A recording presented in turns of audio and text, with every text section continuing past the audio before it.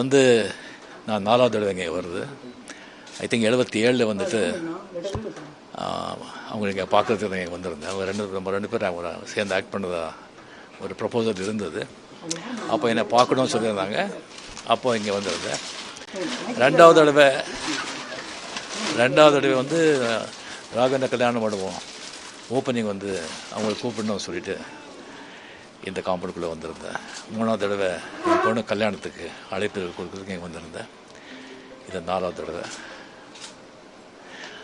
அவங்க இங்கே இல்லைன்னு சொன்னால் கூட அவங்க நினைவு எப்போவுமே எல்லார் மனதிலையும் இங்கே இருக்கும். இங்கே வந்து அவங்க வாழ்ந்த வீட்டில் ஒரு அஞ்சலி செலுத்தி அவங்களுடைய ஒரு இனிப்பான ஒரு சுவையான நினைவுகளோடு போயிட்டுருக்கேன். அவங்க நாமும் எப்போதும் வாழ்க.